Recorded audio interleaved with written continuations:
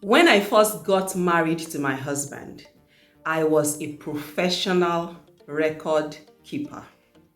Whenever my husband did something that I didn't like, the next thing was for me to turn to my journal and start putting down every little detail about the occurrence. This was my life. I was used to it. It was my getaway moment whenever I had to write down. I'm a writer naturally, and I feel better writing than actually talking. So this went on for months into our marriage, and the interesting thing about this was that whenever we had sort of resolved the issue, I would just let it slide, right? However, whenever he offended me again, I would go pick up my journal, and the first thing I would do, even before I start writing a fresh record, was to read the previous notes. And you can imagine what that did to me. It was like opening up fresh wounds every single time. So I would be so upset that by the time I'm now writing, I'm actually very angry. This went on for months until the Holy Spirit actually called my attention to the damage that this habit was doing to my marriage. And at that juncture, I had to stop it altogether. So, have you ever stood in your marriage and felt the weight of old wounds, words that you can't forget, memories that you can't shake off, or pain that you hoped you would outgrow? What if I told you that the future of your marriage depends less on forgetting, actually, But moving on, forgiving? Not because forgiveness is easy. I can tell you that for a fact, that forgiveness is not a walk in the park, but it is a wise decision. Today, we are diving into something every couple faces, but few fully understand: the wisdom of forgiveness, how it heals past hurts and opens the door to a brighter future in your marriage. Hey family, welcome back to the channel where we talk about faith, love, and building real life relationships that last with biblical wisdom. Make sure to hit that like button, subscribe if you haven't done that already, and share this video with someone who needs to hear this today. Hi, I'm Dr. Molala Moshebi, and I am very happy to share with you again in this video. Now, right now, before I proceed with this video, I would like you to comment below. What is that one thing forgiveness has freed you from? I'll be reading and uplifting your responses, so make sure to do that. First, let's deal with what forgiveness is and what forgiveness is not. So what are the misconceptions about forgiveness? See, many people think that forgiveness means forgetting the offense, pretending the hurt never happened, releasing accountability, removing boundaries. However, forgiveness in scripture is not naive. It is wise, powerful, and transformative. So what does the Bible have to say to us about forgiveness? Let's look at Ephesians chapter 4, verse 32. The Bible says, "Be kind and compassionate to one another, forgiving each other, just as in Christ God forgave you." So, forgiveness releases bitterness. It stops emotional debt from driving your marriage. It refuses retaliation and aligns your heart with God. Now, let's talk about why forgiveness is wise and not weak. First, forgiveness protects your heart. See, unforgiveness breeds bitterness, it harbors resentment and strains intimacy. Hebrews chapter 12 verse 15 says, "See to it that no one falls short of the grace of God, and that no bitter root grows up to cause trouble." Bitterness becomes irritation, it becomes anger, emotional withdrawal, and contempt. Forgiveness, on the other hand, prevents that slow rot. Secondly, forgiveness frees you more than it frees your spouse. Yes, forgiveness is about you. When you forgive, you are doing yourself a favor. If you don't forgive, you stay stuck longer than the offender. Forgiveness is for your healing first. I like to make reference to a saying that unforgiveness is like you drinking poison, expecting the other person to die.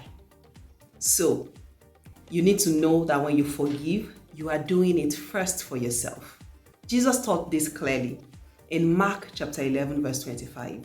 And when you stand praying, if you hold anything against anyone, forgive them. God knows that unforgiveness hinders your prayers and your peace. And so he tells us to learn to forgive. Thirdly, forgiveness releases your marriage from the past. A marriage that can't forgive lives in yesterday's pain, replays old fights, measures present behavior with past wounds, like my experience that I shared at the beginning of this video. Forgiveness says, I refuse to let yesterday determine my tomorrow. Philippians chapter 3 verse 13 and 14 tells us that we should forget the past and look forward to what lies ahead. Forgiveness is not forgetting, it is forward movement. Very quickly, let us look at how scripture models forgiveness. First, let's look at Jesus on the cross. Luke 23 verse 34 says, Jesus said, Father, forgive them, for they do not know what they are doing. Absolute forgiveness at the moment of ultimate pain was what Jesus exhibited. Then we have the parable of the unforgiving servant in Matthew chapter 18, 21 to 35. Peter asked how many times to forgive, and Jesus said 70 times 7, meaning forgiveness is ongoing, it is not occasional. And then when we take a few steps back into the Old Testament, we see the story of David and Saul. Even when Saul haunted him, David showed restraint and refused revenge. 1 Samuel chapter 24 verse 12 says the Lord will punish him. That was what David held on to. That was a statement at that point. He left it all to God. Wisdom knows that revenge is God's jurisdiction. Let's wrap this up with 5 steps to practicing wise forgiveness in marriage. First, acknowledge the hurt. Do not minimize. Acknowledge it. Yes, this hurt me. Truth leads to healing. Secondly, confess personal pain to God. Talk to God about it. Psalm 34 verse 18, the Lord is close to the brokenhearted. Have you been brokenhearted? You are in pain. Turn to the Lord. God wants your honesty. Come as you are. He is concerned about your emotions. Number 3, choose to forgive. You must decide first. Forgiveness is a choice. It's a decision you have to make. It's a choice before it is a feeling. You're not even going to feel good about forgiveness, trust me, at least most times. But you have to decide because it pleases God. Number 4, communicate gracefully. Speak truth, not accusation. Speak the truth in love, according to Ephesians chapter 4. Number 5, release, then rebuild trust slowly. Forgiveness and trust are separate. You can forgive, but rebuild trust through consistency. Quick one. What is one offense that you are ready to release for the sake of your marriage's future? Type it below. Courage breeds victory, and you are not alone if you feel hurt, but you can decide today to do something about it. Quickly, let me add a few things to this conversation. What does forgiveness not mean?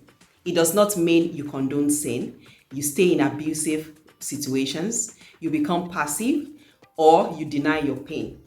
True biblical forgiveness maintains healthy boundaries, honors God without enabling sin, and chooses peace without weakness. And then I need you to understand the concept of forgiveness against reconciliation. Forgiveness is God's demand.